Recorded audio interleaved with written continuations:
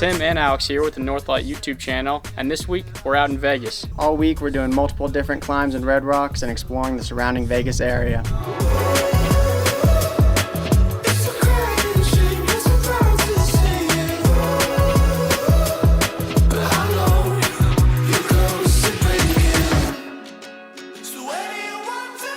Welcome to Red Rocks. Red Rocks is a conservation area 15 minutes outside Las Vegas. It is home to some of the most beautiful rock formations in the American Southwest. It has been on my list to climb here for a while, and it feels so cool to come back here with the sole intent of climbing amazing routes every single day. While I was still in college, I took an internship here in Vegas where I worked in a manufacturing shop. I remember going hiking in Red Rocks during my internship. I did Turtlehead Peak, and I remember venturing into Icebox Canyon one evening. It was here in Icebox Canyon roughly 4 years ago that I remember looking up at the massive walls and thinking to myself, I want to climb these. That looks real deal and must feel so amazing. So coming back here after gaining experience as a climber really is this awesome full circle moment for me, and I couldn't ask for a better group of friends to go back to Red Rocks with. Along with Alex, my friends Paul and Ben made it out for a long weekend to join in on the fun. To start off the trip, Alex and I first ventured into Calico Hills to test the waters with some moderate slab climbing. Alex hasn't been climbing in a while and knew nothing about multi-pitch, leading, or trad climbing, so my goal was to educate him on what I've learned over the years and find some routes that were engaging for both of us.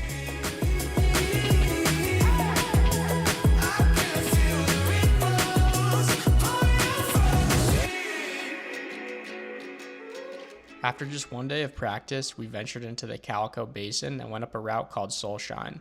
This is a 3-pitch climb located in the Happy Acres area and is actually missing from most guidebooks on Red Rocks. It's on a lot of these very same routes that you'll sometimes see Alex Arnold doing his relaxed soloing laps on. It ended up giving really engaging and straightforward 5'8" to 5'9" face climbing up to a great view of the Basin and surrounding area. It took us a while to execute the whole thing. However, this was Alex's first multi-pitch climb and first time rappelling.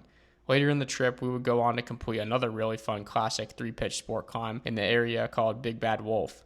This route was so fun. I've seen confusing beta for the finishing route, and I wanted to dedicate an entire video just to this climb.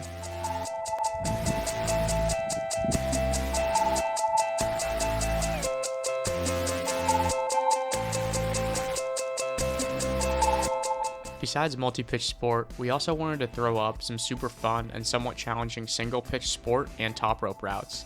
This brought us to Civilization Crag in the rightmost area of the first Calico Hills pullout.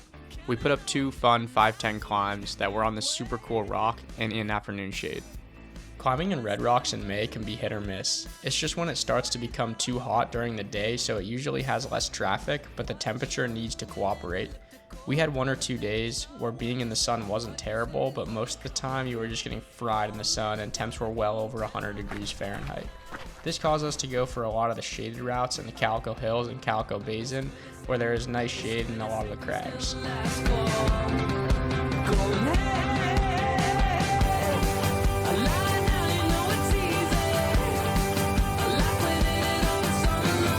One day, we decided to climb at Cannibal Crag, which is popular for fun sport routes and its short approach from the parking lot. After everyone from our group breezed up a 5'8 plus and a 5'9 plus, we put up a 5'10 that we also all flashed. After this, I decided I would go for the next route over without knowing its grade. It was definitely hard, but I got by the crux section fairly easy and flashed the route on lead.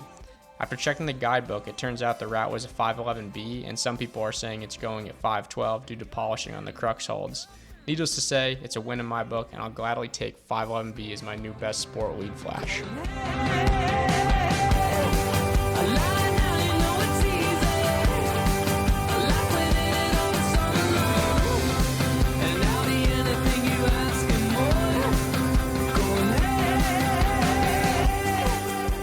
After flashing that route in Cannibal Crag, I needed to get humbled, and I found just the climb to bring me down to earth. Located on the upper level of the black corridor, all the way in the back, there was this super daunting, overhanging climb I went to try. I'm pretty sure it was a 5'11C, but it kicked my butt. It had this huge bouldery move in the middle of the overhang, and I ended up taking one of my larger lead falls on the route. Falling on a lead like this was good for me, as previously I would only lead stuff I knew for certain I wouldn't fall on. This helped me gain so much confidence to try harder stuff on lead.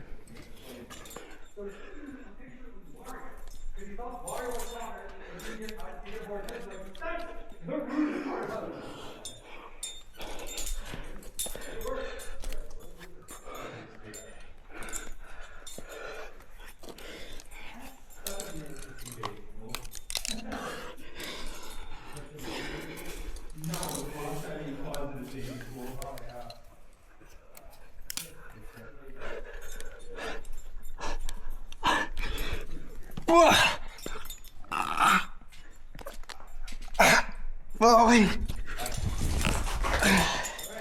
Sorry, I didn't get much warning, but oh wow, that's fun. It's hard. It's sort of like you cannot cut feet. If you cut feet, you're done. Core and footwork and decent hands, I think it goes.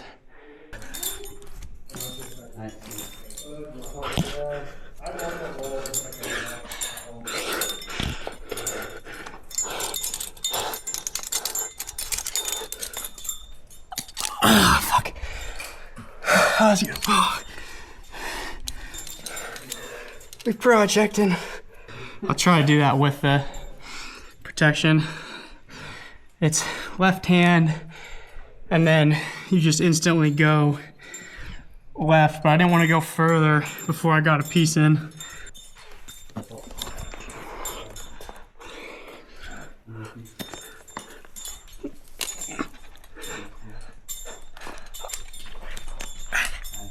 Come on.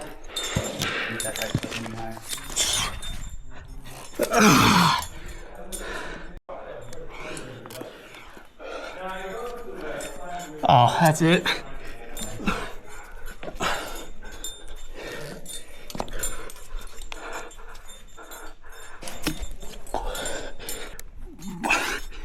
Ah, that solved it.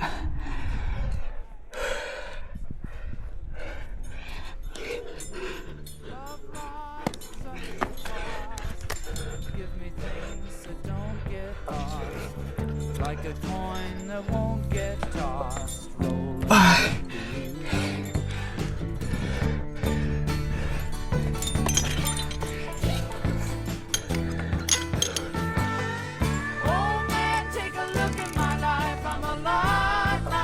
Oh, hell yeah.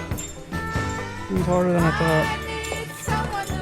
I wanted to round out our trip by also practicing trad leads and get better at crag climbing, a style of climbing I have neglected for years. The first route I went after for this was a 5-9 route, 120 feet up the Gnat wall. Placing gear, trusting gear, and being efficient while trad climbing are things I really wanted to work on for myself.